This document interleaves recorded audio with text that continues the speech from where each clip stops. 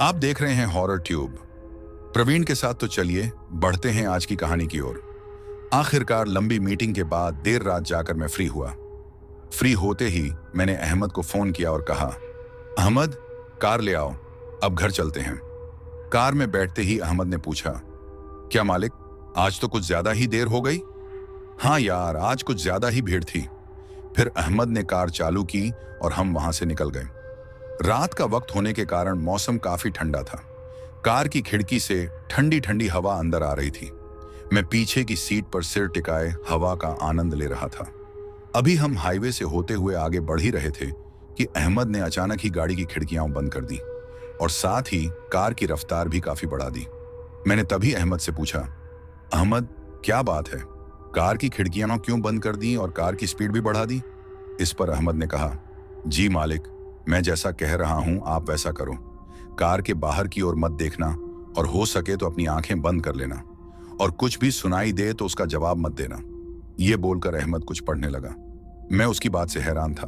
मैंने पूछा भी, क्या बात है, बताओ तो सही।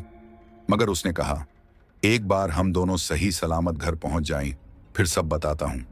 अभी आप वैसा ही कीजिए जैसा मैंने कहा है। जिस गंभीरता से अहमद मुझे शांत बैठे रहने को कह रहा था, उससे मैं थोड़ा डर गया और उसके कहे अनुसार मैं अपनी आंखें बंद करके बैठ गया। जब अगले कुछ मिनटों में कुछ हुआ नहीं तो मैंने भी अपनी आंखें खोल ली और बाहर की ओर देख लिया। बाहर की ओर देखते ही मेरी नजर उस हाईवे से सटे हाई वोल्टेज तारों पर गई जिस पर कुछ लोग दौड़ रहे थे।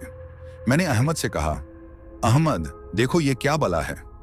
आखिर इस पर अहमद बोला, ये क्या कर दिया मालिक, मैंने आपको बोला था कि बाहर मत देखना।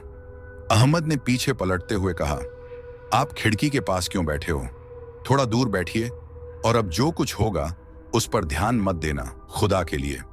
मैं अहमद के कहते ही खिड़की से थोड़ा दूर बैठा ही था कि मेरी कार को जोर का धक्का लगा। कुछ अजीब से लोग अब हमारी कार के आसपास मंडराने लगे और वो रह रहकर कार को जोर से धक्का मारते। उनमें से कुछ तो खिड़कियों से चिपक गए थे और अजीब सी आवाज में कुछ बोल रहे थे। मैं काफी घबरा गया था, मगर अहमद अभी भी कुछ पढ़ते हुए कार को भगाए जा रहा था।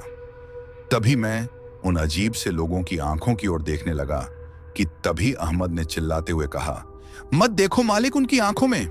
अहमद के इतना कहते ही मैंने अपनी आंखों को अपने हाथों से बंद कर लिया।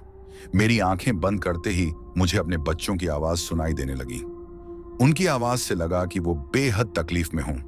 वो मुझे पुकारते हुए कह रहे थे, पापा पापा आंख खोलो, हमें बचाओ। नो, मैं आंखें खोलकर देखने ही वाला था कि अहमद ने एक बार फिर चिल्लाते हुए कहा, नहीं मालिक, कुछ भी नहीं है, आप किसी की बातों पर ध्यान न दें। मेरा मन नहीं मान रहा था, मगर मैंने अहमद की बात को अनदेखा नहीं किया। तभी मेरी कार जोर जोर से हिलने लगी। अहमद और जोर जोर से पढ़ने लगा।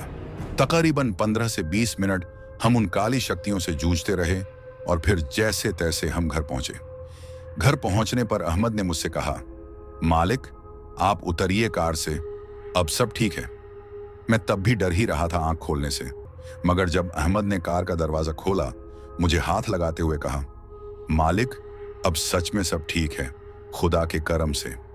तब जाकर मैंने आंखें खोली और पाया कि हम दोनों सच में बच गए और हम घर पर पहुंच गए हैं। तो दोस्तों, आज की कहानी में इतना ही। कहानी आपको पसंद आई हो तो चैनल को सब्सक्राइब करें और लाइक और शेयर करें, और कमेंट में बताओ कि आगे आपको कैसी कहानी सुनाऊं।